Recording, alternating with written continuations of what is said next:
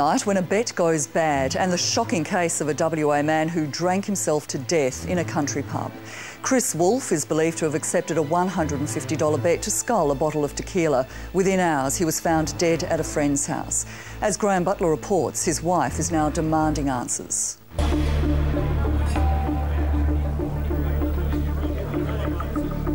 It's hard and it hurts every day, and I have questions every day, all day.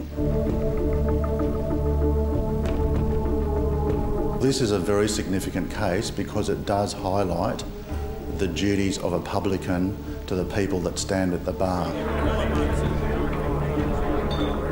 Apparently his blood alcohol reading was 12 times over the legal driving limit. Renee Wolfe is still struggling to comprehend what happened the night her husband Chris died, how he was effectively allowed to drink himself to death in front of bar staff and friends at a country pub. It can't be fixed. Somebody's lost their life because of it.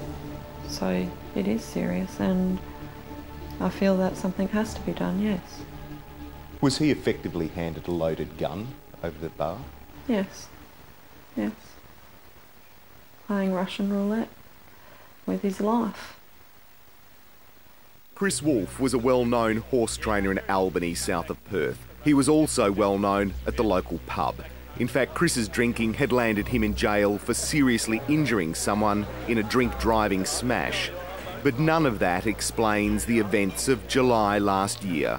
I agree, Chris has to take responsibility for his own actions, but when you're in a licensed premises, then there are laws there. Why do we have the laws if they're not going to be put in place? It was a Saturday, July 18, and Chris and his mate were shaping up for a day of it. Chris had been around at a friend's place, drinking, and then they'd gone into town and went to a local hotel. The pair had arrived at the Premier Hotel at about 3 o'clock. It's claimed over the next 6 hours, Chris drank about 12 beers in the bar. The day had dragged into night. The last time I spoke to him was via text message at 9:15, and he'd said that he had been held up.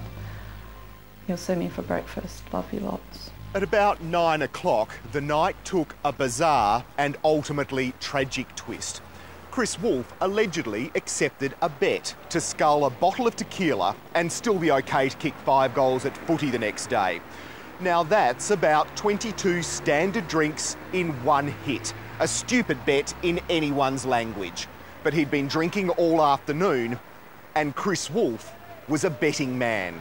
Chris had an addictive personality, and he had issues with drinking and gambling. He would have never turned that bet down, and the people that he was with that night would have also been aware of that. It's believed that at about 9:30, Chris Wolfe was handed a bottle of tequila and drank it. He was then taken staggering from the pub and driven to his mate's house. It's understood he was then put on an outside bench to sleep it off. By 3:45, he was dead. It made me feel sick. I thought, if this is what's happened, it's bad enough being told that your husband's passed away from drinking without then being told that he'd been involved in a bet. It's now been 9 months since Chris Wolfe died, and despite a police investigation, there are still far more questions than answers. Like, why was a full bottle of tequila ever served across a bar, and who had a duty of care? No one's ever been charged in this case, and there's still been no coronial inquiry. It's a very serious matter. Publicans have a duty to take care and look after their patrons. John Hammond is the lawyer representing Renee Wolfe in her search for answers. Firstly, the coroner needs to, and we hope he will, investigate what happened on that night, and after that full investigation has taken place, it will then remain to be seen whether there's civil action or any other types of action available to the authorities. Police say their investigation is complete and is now before the DPP to examine if there are grounds for anyone to be charged over the death of Chris Wolfe. It's a case that could have implications for the liquor industry nationwide. Certainly, it would be an unacceptable service and sale of alcohol if someone was to sell a full bottle of spirits knowing that it was to be consumed there and then. Bradley Woods from the Australian Hotels Association says while the facts are yet to be determined, this appears to be an extremely disturbing case. The responsible service of alcohol guidelines issued by the Director of Liquor Licensing, the national standards in terms of training of responsible service of alcohol would all clearly indicate that that would be a major breach or gross breach of what should be responsible service and sale. The publican has now been banned from working in a licensed venue for 5 years and his company fined $15,000 by the Liquor Commission. But no criminal charges have been laid. After a case in Tasmania, the High Court found a hotel there wasn't responsible for the death of a man who died after a drink-driving crash. But still, Renee Wolfe wants answers. I feel that, you know, if we all just sit here quiet as a community, then we're saying that it's okay, you can serve us, treat us how you want. It's okay that people lose their life. And so that's why I want to see an inquest and see something done. Sometimes I don't know how she puts one foot in front of the other. Yeah, it's a battle.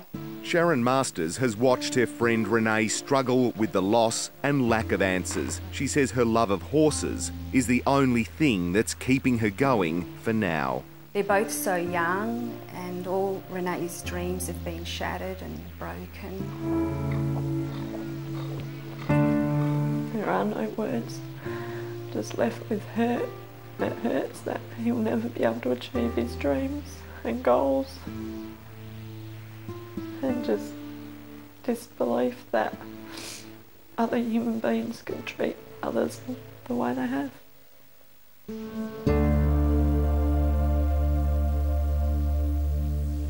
As Graham Butler reported, the police report is now before the Director of Public Prosecutions. A decision on whether to lay charges is expected in a few weeks. Now,